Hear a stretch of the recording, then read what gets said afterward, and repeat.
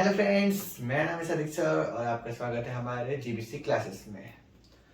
जैसे कि हम लोग ने पिछले लेक्चर में साइंस वन का केप्लर्स लॉ, 3 लॉ देखे थे हम लोग ने केप्लर्स के। और उसके पहले हम लोग ने न्यूटन के बारे में कुछ पढ़ा था, कुछ आपको मैंने बताया था। और हम लोग ने पढ़ा था, क्या पढ़ा था याद करो? केप्लर्स लॉ पढ़े थे और उसके ऊपर न्यूटन का ये पढ़े थे, ठीक है। ओके, हाँ, एक बात है, हम लोग ने क्या पढ़ा था? सेंट्रीपिटल फोर्स, ठीक है। जो हम लोग रस्सी पकड़ के हम लोग घुमाते हैं, एक एंड से एक एंड पकड़ते हैं, उसको घुमाते हैं, तो वो एक सर्कल का एक फोर्स बन जाता है।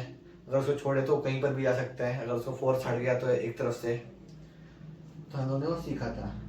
तो नेक्स्ट हम लोग क्या सीखेंगे? Newton universal law of gravitation. Newton universal law of gravitation, sorry, ठीक है। इसका मतलब क्या है जो मैं लिखा हूं? इसका मतलब आपको क्या लग रहा है? न्यूटन लॉ ऑफ ग्रेविटेशन, जो न्यूटन का लॉ है, यूनिवर्सल लॉ है, मतलब जो यूनिवर्सल लॉ है ग्रेविटेशन का, ठीक है।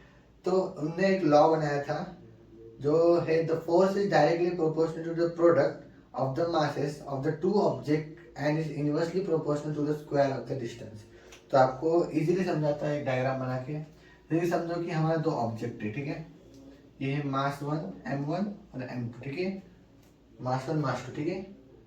और इसमें दोनों तरफ से फोर्स आ रहा है, ये फोर्स आ रहा है, ठीक है। और ये यहाँ से यहाँ तक का डिस्टेंस है, ठीक है।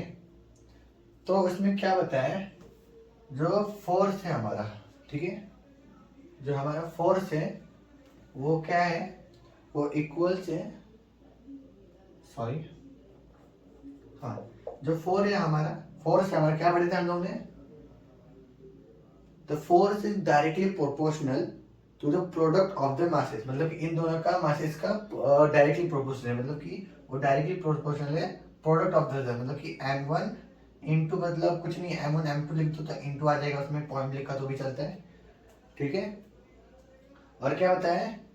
To the product of the mass of the two object, ठीक है। ये ऑब्जेक्ट है, दो ऑब्जेक्ट का, and is inversely proportional to the square of the distance, ठीक है।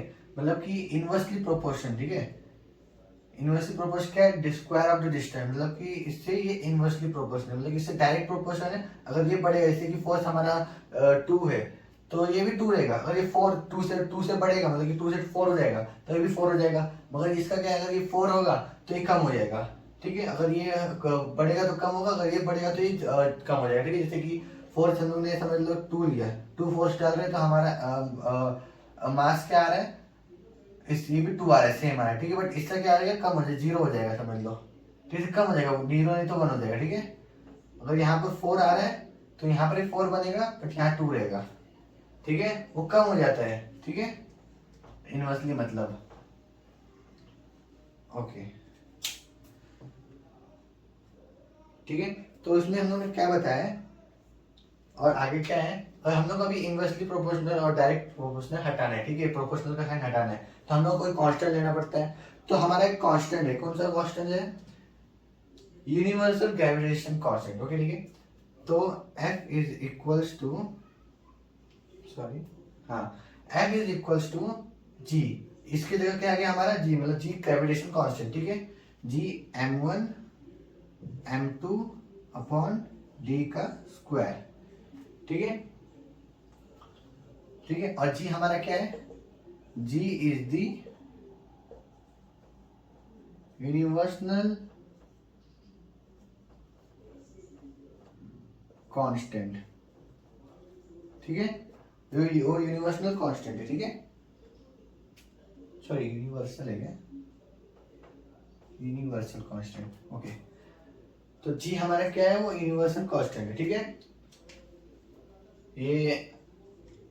ये फॉर्मूला यूज होता है इक्वेशन में, ओके। जो फॉर्मूला है F is equal to G m1 m2 upon d square, ये हमारा इक्वेशन में यूज होता है फॉर्मूला, इससे हम लोग सॉल्व करते हैं, ओके। तो नेक्स्ट क्या है, और जी का जो वैल्यू है मतलब कि जो जी का एक ऐसा यूनिट है, सो दैट इन ऐसा यूनिट, ठीक है। तो जो जी का यूनिट है, ठीक है, ऐसा यूनिट जी का, ये लिख लो, ये तो बस रफ है, मतलब कि तुमको अगर आ सकता है 1 मार्क्स आ सकता है फिल इन द ब्लैंक्स में। तो जी का जो ऐसा यूनिट है वो क्या है, यूनिट ऑफ जी,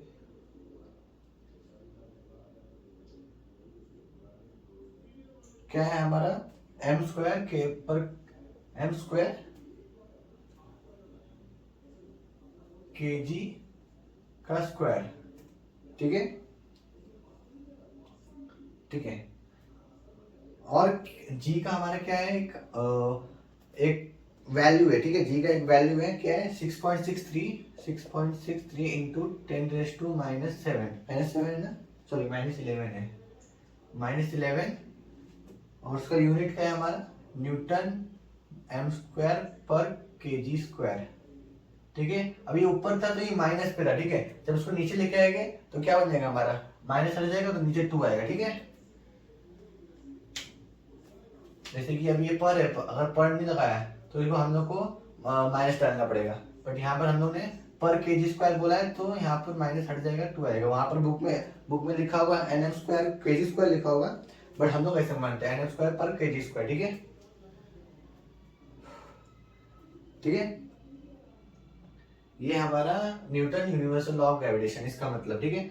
ये ऑब्जेक्ट है, जो फिर से समझाता हूँ, ये जो दो ऑब्जेक्ट है उसमें फोर्स लग रहा है और ये डिस्टेंस है, ठीक है। तो जो फोर्स है हमारा वो डायरेक्टली प्रोपोर्शनल है मास पे और इनवर्सली प्रोपोर्शनल है डिस्टेंस के स्क्वायर पे, ठीक है, स्क्वायर ऑफ द डिस्टेंस पे, ठीक है। तो अगर हम लोग को प्रोपोर्शनल साइन हटाना है तो हमको जी लेना पड़ेगा, जी है हमारा यूनिवर्सल कांस्टेंट, ठीक है, यूनिवर्सल कांस्टेंट है। और जी का ऐसा यूनिट है एम स्क्वायर पर के एम स्क्वायर के जी स्क्वायर, और जी का जो वैल्यू है वो 6.63 इंटू 10⁻11 एन एम स्क्वायर पर के जी स्क्वायर, न्यूटन मीटर स्क्वायर पर के जी स्क्वायर, मतलब कि ये हमको इसमें आएगा, फिर इन द ब्लैंक्स में आ सकते हैं, नहीं तो जो नीचे छोटे मोटे एक एक दो दो मार्क्स के रहते हैं उसमें आ सकते हैं, ठीक है। तुमको अच्छे स्क्रीनशॉट लेके देख सकते हो, नहीं तो बुक में तो लिखा ही हुआ है एक्चुअली, ठीक है। तो नेक्स्ट थोड़ा पसीना बोल,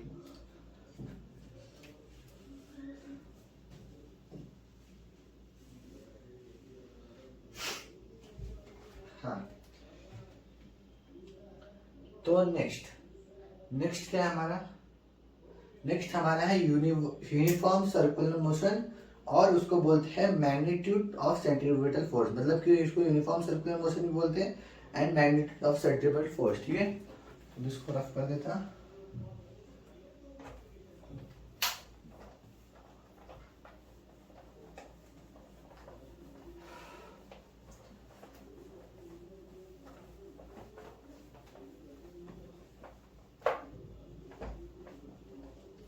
हाँ।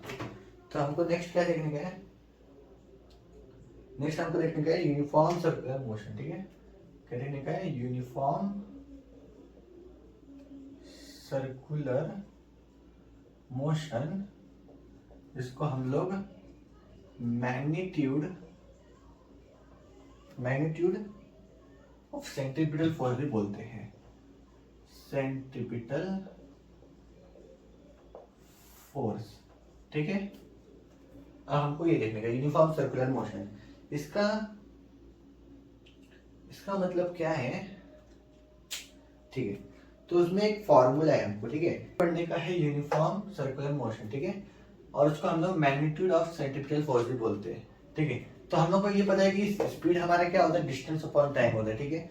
तो हम लोग को इक्वेशन एक फॉर्म करने की है, ठीक है। तो क्या लिखा है हमारे इधर, मतलब हमारे बुक में, हमारे इधर क्या बोल रहा हूँ, हमारे बुक में, तो जो distance travel by the planet in one revolution, जो डिस्टेंस है जो प्लैनेट ट्रैवल करते हैं एक रिवॉल्यूशन में, मतलब कि ये हमने देखा था, ये सन है जो एक डिस्टेंस ट्रैवल करते हैं एक रिवॉल्यूशन में पूरा एक घूम के, तो उसको हम लोग क्या बोलते हैं, वो हमारा पेरीमीटर और ऑर्बिट हो गया, मतलब 2πr हो गया, ठीक है। तो एक हम लोग को मिलता है 2πr, ठीक है। डिस्टेंस ऑफ द प्लैनेट एक रिवॉल्यूशन में हम लोग को पेरीमीटर ऑफ द ऑर्बिट इसको बोलते हैं, इसको 2πr, और r हमारा डिस्टेंस हो गया, ठीक है। r is equal to distance from of the planet from the sun हो गया, और time taken is equal to period of revolution, मतलब कि इसमें कितना टाइम लग रहा है रिवॉल्यूशन में, एक रिवॉल्व होने में कितना टाइम लग रहा है, तो हम लोग को टी हो गया, ठीक है, पीरियड ऑफ रिवॉल्यूशन, ठीक है। तो हम लोग क्या करना है, हमको एक, तो v है, v is equal to distance travel upon time taken, ठीक है। v हमारा स्पीड है, वेलोसिटी मतलब डिस्टेंस ट्रेवल्ड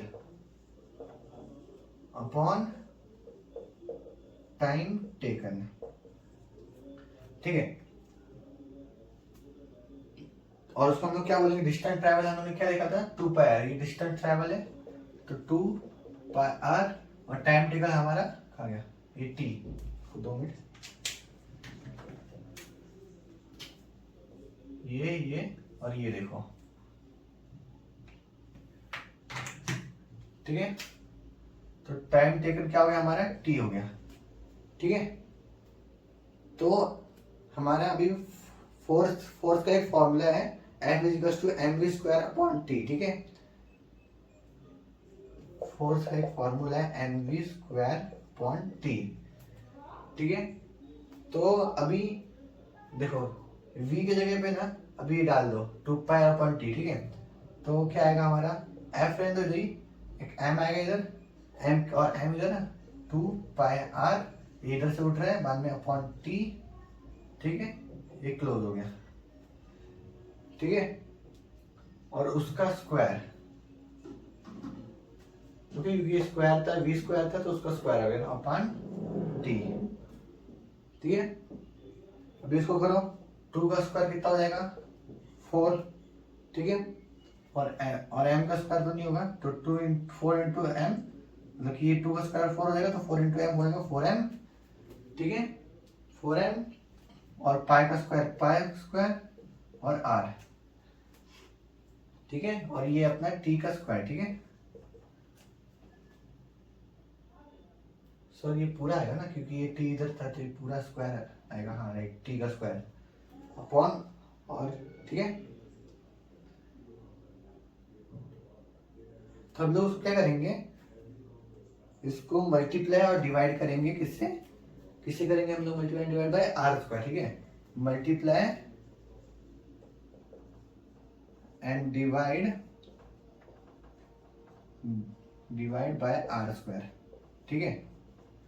r² से हम लोग मल्टीप्लाई उसको डिवाइड कर देंगे, तो क्या आएगा हमारा, f is equals to, 2 minute, तो f is equals to 4m pi square, okay, 4m pi square upon r², ठीक है, इंटू r³ अपॉन t², ठीक है। तो हम लोगों ने क्या किया, हम लोगों ने इसको मल्टीप्लाई किया और डिवाइड किया r² से, हम लोगों ने मल्टीप्लाई किया r² से, ठीक है, r² से मल्टीप्लाई, तो ये r³ हो गया, जैसे कि ये r³ है, ठीक है। और हम लोगों ने डिवाइड भी किया था r² से, ठीक है, इसके नीचे r² आ गया, ठीक है। और ये इसका t² आ गया, ठीक है, इसका t² आ गया, 2 मिनट, हाँ इसका t² है ना ये, तो t² इसका t² आ गया, ठीक है, ये इसका इंटू r³ हो गया, तो ये r³ और t² एक जगह लिख दिया हम लोग ने, और 4m पाई स्क्वायर अपॉन, नीचे हम लोग डिवाइड किया था r² से, तो ये r² आ गया, ठीक है, ठीक है। तो according to the Kepler's law, तो हम लोग ने देखो केपलर्स के हम लोग ने तीसरा लॉ, हम लोग 3 लॉ पढ़े थे, तो तीसरा लॉ क्या बताया था हम लोग को, कि t² upon r³ is equals to k, ठीक है। तो हम लोग क्या है, r³ अपॉन t², उल्टा आया, तो हम लोग क्या लिखेंगे, मतलब कि देखो t² अपॉन r³, ये अलग से t² upon r³ is equals to k आया था हमारा, ठीक है। जो हम लोग को फॉर्मूला हम लोग ने सॉल्व किया था, छोटा सा फॉर्मूला सॉल्व किया था, अगर आपने देखा नहीं होगा तो आप पिछले वीडियो देख सकते हो, ठीक। तो आपने सॉल्व किया था, तो हम लोग उल्टा आया, ठीक है, तो r³ अपॉन t² है, तो हम लोग उसको उल्टा कर देंगे, क्या आएगा, 1 अपॉन k, ठीक है, ठीक है, 1 अपॉन k आ जाएगा, इसको रख कर दूं, ये हम लोगों ने पहले पिछले वीडियो में देखा था, अगर आपने नहीं देखा तो आप उस पैनल को फिर से, उस वीडियो को फिर से देख सकते हो। ठीक है, तो हम लोग क्या करेंगे, f is equals to 4m pi square upon R square. तो इसके लिए क्या आएगा, 4m pi square upon R square into इसका क्या आएगा 1 अपॉन के। अभी 1 इंटू कर दो इधर, क्या आएगा यहाँ पे लिखता, ये यहाँ से बना दे थोड़ा। ठीक है, तो क्या आएगा, f इज इक्वल्स टू, अभी क्या आएगा 4m पाई स्क्वायर अपॉन ये 1 इंटू 1 इधर पूरा हो गया, और आर क्यूब इंटू के। ठीक है, हमारा आ गया। तो हमारा क्या है, तो हमको क्या पता है कि जो m है, m तो एक कांस्टेंट है और पाई कांस्टेंट है, तुमको पता है, और हमारा k भी कांस्टेंट है। ठीक है, 4m तो कांस्टेंट होगा। ठीक है, तो इसमें क्या है, बट 4m पाई, ठीक है, 4m pi square upon cube के, सॉरी, ये हमारा क्या है, कांस्टेंट है। तो सब कांस्टेंट है हमारा, ये पूरा यहाँ से 2 मिनट, यहाँ से ये पूरा कांस्टेंट है। ठीक है, बस आर क्यूब बचा है। तो आर क्यूब क्या आएगा, सॉरी आर क्यूब नहीं, आर स्क्वायर बचा है। कैसे आर स्क्वायर, हाँ आर क्यूब तो हट गया ना, आर स्क्वायर हुआ ना, ये आर स्क्वायर था, सॉरी है रॉन्ग हो गया। तो ये आर स्क्वायर है। ठीक है, तो आर स्क्वायर, तो F is equals to 1 upon R square. ठीक है, तो हम लोग क्या लिखने का है, तो ये इज इक्वल्स टू का साइन हटेगा, तो क्या आएगा हमारा, F is directly proportional to 1 upon R square. ठीक है, therefore F is directly proportional to 1 upon R square. ठीक है, और F is equals to constant, कोई भी कांस्टेंट रखने का, यहाँ कोई भी कांस्टेंट रहेगा, इसको एक हम लोग को डायरेक्टली प्रोपोर्शनल देना है। तो हम लोग को क्या है यहाँ पर, सॉरी डायरेक्टली प्रोपोर्शनल नहीं, इनवर्सली प्रोपोर्शनल है, must be not the square of the distance between the planet and the sun। ठीक है, ओके 2 मिनट।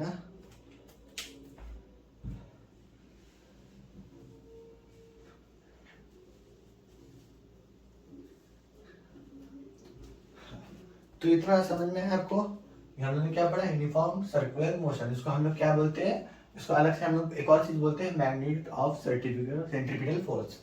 ठीक है, तो हम लोग को इसके मदद से हम लोग ने एक इक्वेशन बनाई, इक्वेशन बना के हम लोग ने इसको सॉल्व किया, और उसको हम लोग ने multiply and divide by R square किया। जब हम लोग मल्टीप्लाई किया तो हमको आर क्यूब मिला, और तुमको तो हम मतलब आपको मैंने सिखाया था कि T square upon R cube, जो हमारी न्यूटन थर्ड लॉ का एक इक्वेशन है छोटा सा, कि R T square upon R cube is equals to के सिखाया था। तो हम लोग उल्टा मिला इसको। ठीक है, R cube upon T square मिला। ठीक है, तो हम लोग क्या करना है, तो हम उसका उल्टा करेंगे, जैसे कि यहाँ पर T square upon R cube मिला था, उसको हम लोग के लिखा था। ठीक है, तो R cube upon T square मिला है, तो हम लोग उसको 1 अपॉन के लिखेंगे, उसको उल्टा कर देंगे। ठीक है, तो 1 आ जाएगा इधर। ठीक है, तो हम लोग ने क्या 1 अपॉन के, तो यहाँ मल्टीप्लाई किया इसको पूरे को, ये पूरे को मल्टीप्लाई किया, तो ये 1 हो गया। ठीक है, तो 1 4 1 4 4 m 4 पाई 1 पाई। ठीक है, और के को मल्टीप्लाई किया आर स्क्वायर इंटू के। ठीक है, और हमारे को क्या पता है कि पाई तो कांस्टेंट होता है, और के तो हमारा कांस्टेंट है ही, और 4m हमको कांस्टेंट है। ठीक है, तो आर स्क्वायर हमारा बचा। ठीक है, तो एफ इज इक्वल टू कोई कांस्टेंट रहेगा इधर,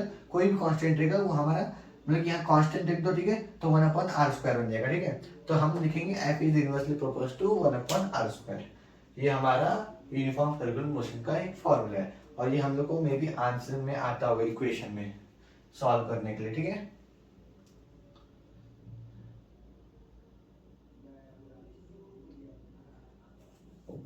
तो नेक्स्ट हमारा है सॉल्व एग्जाम्पल, सॉरी इक्वेशन नहीं, उसको सॉल्व एग्जाम्पल बोलते हैं, इक्वेशन ही उसे बोलते हैं। तो हम लोग आ गए हैं सॉल्व एग्जाम्पल पे। ठीक है, अब ये सब सॉल्व एग्जाम्पल मैं आपको लूंगा नेक्स्ट लेक्चर में। ठीक है, आज के लिए बस इतना होगा। मैंने एक दो सिखाया आपको, क्या बोलते हैं, टॉपिक सिखाया दोनों। कौन कौन सा टॉपिक था, एक पहला था Newton universal law of gravitation, जो इजी था, बहुत इजी है समझने में, और एक सेकंड सिखाया मैंने यूनिफॉर्म सर्कुलर मोशन। ठीक है, जो ये आपको सिखाया हूँ, ये थोड़ा गड़बड़ हो गया, यानी समझ लो यहाँ पर थोड़ा है। ठीक है, ये पार्ट फर्स्ट है, नहीं तो आपके बुक में तो लिखा नीचे, उससे समझ सकते हो, और ये कुछ है नहीं तो मैंने आपको सिखाया है, समझाने के लिए जो हम लोग ने पिछले वीडियो में किया है। ठीक है, तो हम लोग यहीं रुक जाएंगे आज के लिए। आज ये हमारा लेक्चर नंबर 2 है। ठीक है, मैं आपसे मिलूंगा लेक्चर नंबर 3 में, जो जल्द से जल्द आएगी। उसमें आपको मैं सब समझाऊंगा, जो सॉल्व एग्जाम्पल के सॉल्व करते हैं। नहीं तो सुनो फ्रेंड, मैं करूंगा एंड में सब सॉल्व एग्जाम्पल समझाऊंगा। नहीं तो सुनो, मैं आपको सॉल्व एग्जाम्पल कल समझाता, क्योंकि इजी रहेगा आपको समझने में। क्योंकि अगर बीच बीच में करोगे थोड़ा बहुत इजी लगेगा, नहीं तो एक साथ सिखा दूंगा तो थोड़ा हार्ड लग जाएगा। तो एंड अभी कल अगले लेक्चर में आपको मैं सॉल्व एग्जाम्पल सिखाता और उसके साथ मैं कोई टॉपिक ले लूंगा, जिससे आपको थोड़ा समझ में आ जाएगा हल्का हल्का। ठीक है, जल्द से जल्द ये लेसन कंप्लीट करना है हमको। तो ये हमारा कंप्लीट हो गया एक टॉपिक। तो फ्रेंड थोड़ा सब्सक्राइब करो, सबको भेजो थोड़ा, ये हमारा थोड़ा चैनल बढ़े। ठीक है, बहुत मेहनत हुई, पूरा पसीना पसीना हो चुका है। चलो, thank you friends for watching this video and subscribe this channel for more video. Okay, और बेल आइकन भी आपको बजाना है, घंटा जो बाजू में बैठा है बजाने का, उसको थोड़ा आपको मेरा वीडियो आएगा आपके पास। ओके।